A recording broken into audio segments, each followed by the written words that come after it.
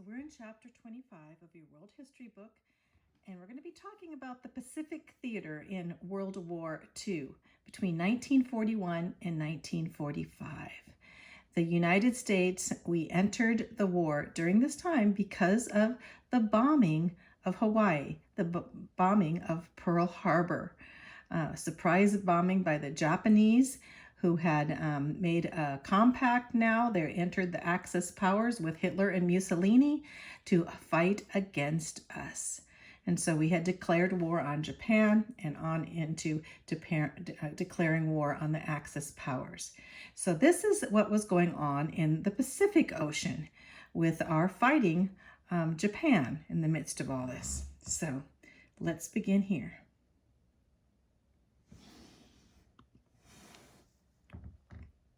So, of course, the Japanese had the initial successes because of their attack of Pearl Harbor had destroyed most of our fleet and our Air Force, most of our planes on the ground, because we were stationed, most of them were stationed in Hawaii, in Honolulu there at Pearl Harbor.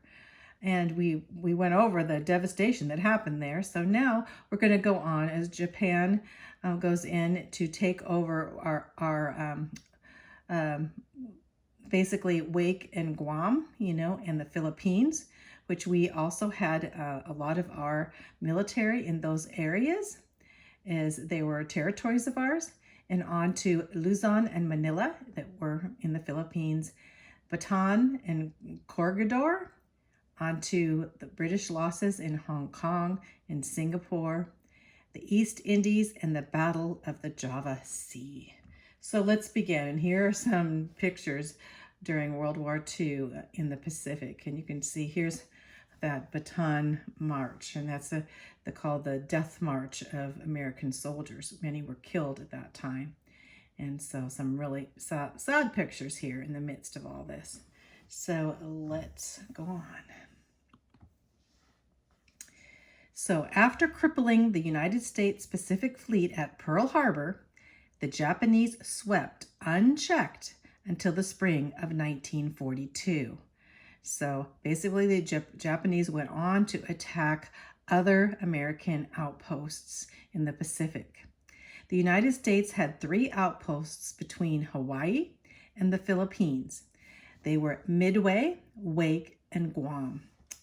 And the Japanese moved in to seize these outpost territories from us. So Guam, they attacked Guam. So right from, just a few days after Pearl Harbor, they went straight as fast that they knew that time was on their hand, that before we could muster an army together, they wanted to destroy as many of our ships and airplanes as possible. So the Japanese moved to seize Wake and Guam surrendered very quickly. But there were 450 U.S. Marines on Wake Island, and they heroically held off the Japanese until December 23rd, 1941. So you think of Pearl Harbor was in November, December, so they were the next spot for Japanese attack. But then they had no more food or water or ammunition, and they were totally exhausted. So they had to surrender to Japan on that day, December 23rd, before Christmas. These Marines were taken by the Japanese. In the Philippines was Douglas MacArthur, and he lived 1880 to 1964. He's probably the most famous general in the Pacific World War II scene. General MacArthur was sent to the Philippines in 1936, way before that. So here he's a general just, living in the Philippines and protecting the Philippines at the American outpost there. And he was preparing in case there was ever attack from Japan. But he only had half of his 10-year program completed. And in actuality, he never thought that Japan would ever be a problem. And suddenly we were at war with Japan. He had only 90,000 troops. You think that's a big number, but 70,000 of that 90,000 were Filipinos. They weren't Americans. He had 250 aircraft carriers there and a small naval force in this Asiatic fleet there. So, of course, right after Pearl Harbor, Japan was heading towards the Philippines. And so about 9 hours, in fact, 9 hours after attack on Pearl Harbor, the Japanese bombers caught the U.S. aircraft on the ground at Manila. Basically the same way that we're going to go straight to the Philippines. Here, we have conquered Hawaii, the American naval and the Air Force, the planes and everything, their aircraft carriers. Basically, Japan thought that we were incapacitated, right? So they knew that we also had our fleet on the Philippine island, at the Manila bases in Philippines. And so only 9 hours after that, the Japanese were headed straight to the Philippines. Japan nearly destroyed all of MacArthur's airplanes. So all the airplanes there, and 2 days later, Japan also bombed the naval yard, the Cavite Naval Yard, destroying American ships too. So straight from Hawaii, destroying our fleet in Hawaii, they go straight 9 hours later to the Philippines and destroy most of our Navy and Air Force there too, our ships and supplies there. So of course Douglas MacArthur is caught there, in the midst, having a small group of troops. When we think of troops, only 20,000 were American troops there. So what happens next? It's getting to be a sad predicament that the United States, that we are in, America is in, without our ammunition, without our ships, and without our planes and military. It looks like Japan is winning the war. Luzon and Manila. So with the elimination of the American air and naval power, Japan easily landed their troops in the Philippines now. They're in the Philippines. On December 10th, 1941, the first Japanese ground forces landed on the northern coast at Luzon. And they're followed by a larger force on the shores of the Lingayen Gulf Bay there, 100 miles north of Manila. So this is all around the capital of the Philippines, which is Manila. And another group of them, of Japanese, landed south. So they were surrounding Manila, which was basically where most of the American soldiers lived at that time on the Philippines. Well, General MacArthur proclaimed Manila an open city, and he withdrew his American forces to the Bataan Peninsula to preserve the civilian people. He thought, surely Manila is going to be bombed now because most of the soldiers are in Manila. So he withdrew, basically said, Americans are not going to be in Manila. We're withdrawing the troops, and they all went to Bataan Peninsula. So the Japanese entered Manila on January 1942, basically taking over Manila, the capital of the Philippines. Bataan. When you think of Bataan, it just makes you want to cry. Because here we have the Philippines, and we have all of our soldiers retreating onto the Bataan, trying to get enough ammunition, trying to fight a greater, huge, gigantic, I should say, Japanese army coming in, the Japanese forces and Air Force, not having their supplies or their ships or their planes. General MacArthur now faced a hopeless struggle. They could expect no reinforcements or supplies could arrive from America, and they were already low on ammunition, food, and medicine.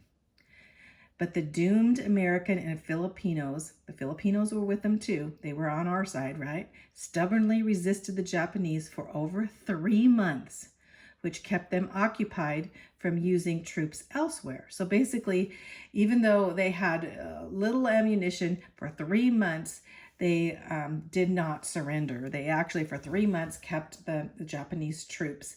Fighting with the Japanese troops for 3 months is a long time. Then President of the United States, President FDR, President Roosevelt, had to order MacArthur to leave the Philippines so he wouldn't be captured, knowing he was one of his greatest generals. And so he left by a torpedo boat in the darkness of night, the small boat, and he proceeded to Australia, which Australia would be the closest place for safety for him to go.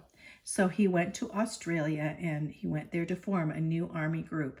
But he said to his soldiers and to the Filipinos there that were with him, I shall return. That he was going to return with a great army to the Philippines so that the Japanese would not win this war. So what a great general. If I look at all the generals that have ever been, with the heart that he had, and I believe he was a born-again Christian, and he loved the people, and he loved the people of the Philippines, and they loved him.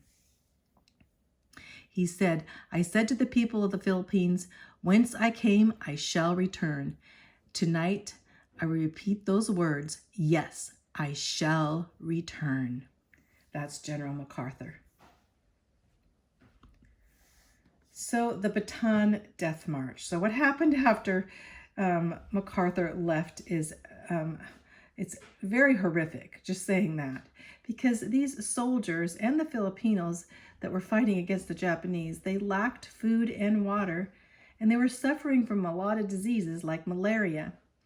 And the American forces had little choice but to gradually surrender. They had no more ammunition. They had no more ways to fight off the Japanese.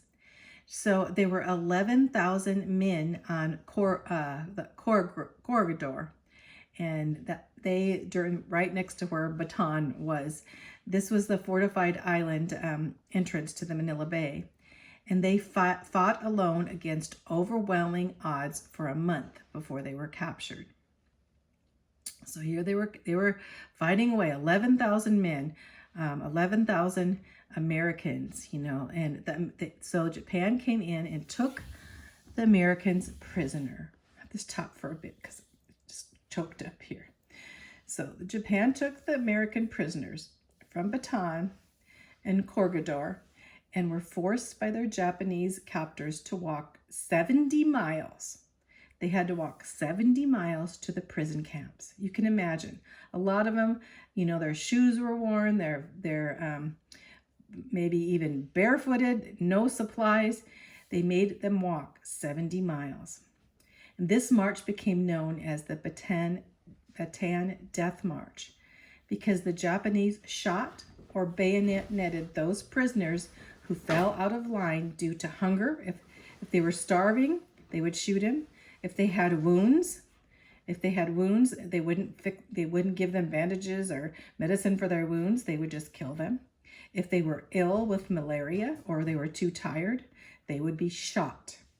So some, you could imagine. Here's the picture: some of the soldiers carrying their comrades, and then the Japanese would come in and shoot them. It was very terrible. You can see how they did not feed them, give them very much food. You can see how skinny and they became during this time, and this was known as the Death March. So many died from disease or starvation, and by the end of the march, over 10,000 Americans had died.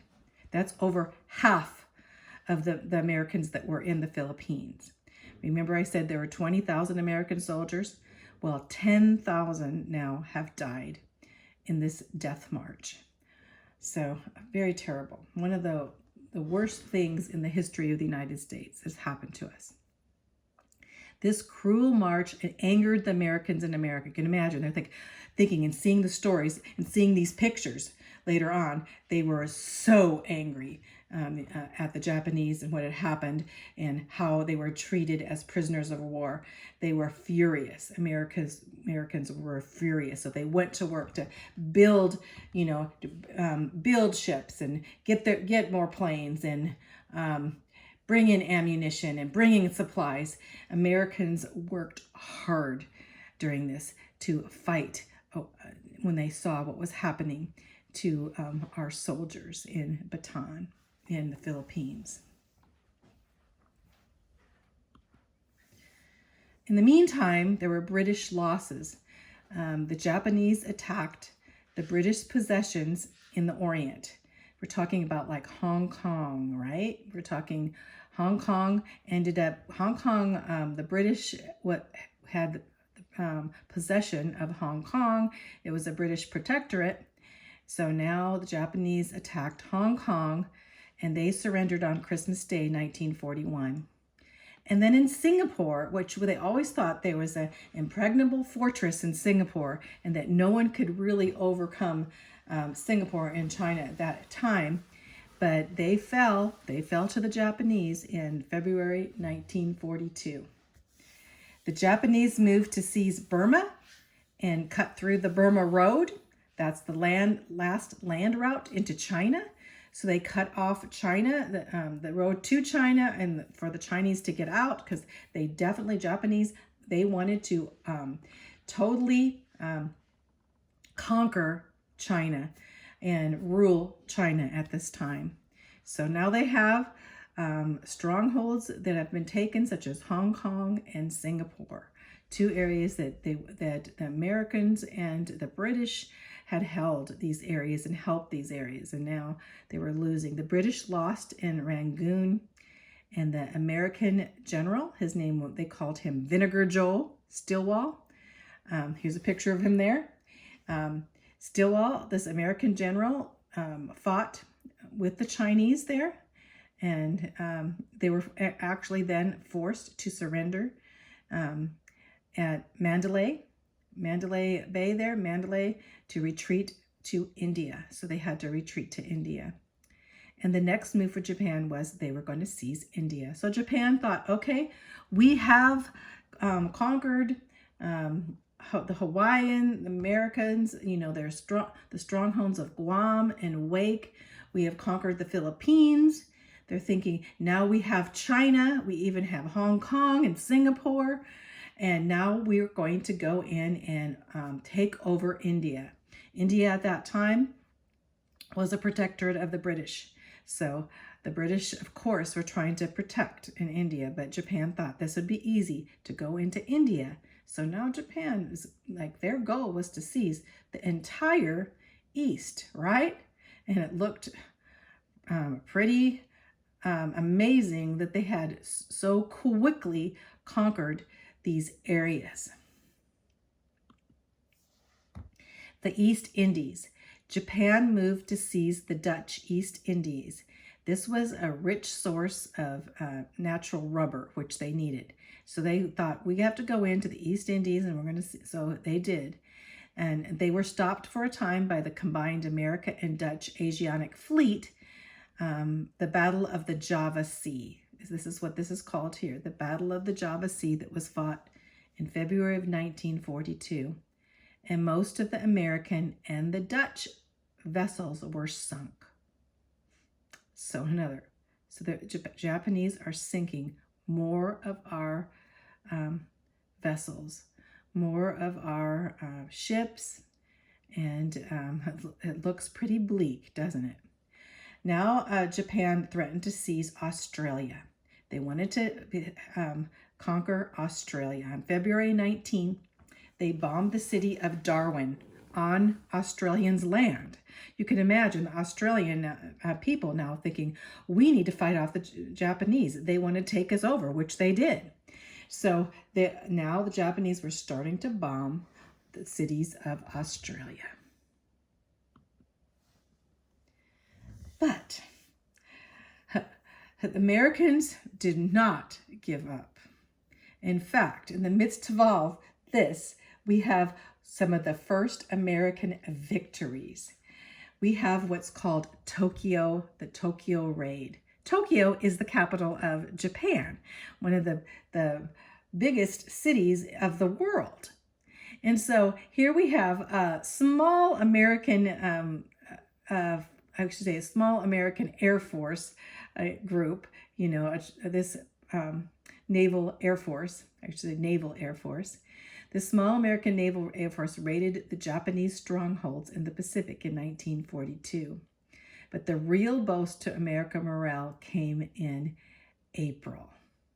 So one of the generals, Colonel Jimmy Doolittle, he led 16 American B-25 bombers from the aircraft carrier Hornet in a raid over Tokyo and a few other cities. As you can see, he's traveling in there. Little damage was really done, but the Japanese were scared to death. They were in terror because they thought they thought there's no way, you know, there's no way the Americans, no way anyone could attack our island of Japan. We are completely safe. And they had this small group of Americans come in and bomb some of the cities in Tokyo, you can imagine. Because they had their homeland and they thought their homeland was beyond the range of Allied attacks, but now they were being attacked. So this was the turning point for American victories, because as it looked like there's no way, you know, in the world that America could come and bomb Tokyo, and there's no way they have escaped, they did. Basically, you can see how they went through, and in the bombing of Japan here, and how they fled as the aircraft carrier went this direction, their planes, these small planes, came into China, and they fought off the Japanese. They were great heroes, these American pilots. The Doolittle raid is like the turning point of America. Like, yeah, wow, you know, just a small group here of 16, only 16 bombers, right? The Coral Sea. So, hey, I'm going to stop here and we'll finish up because we're getting kind of long, and we'll finish up in the next video.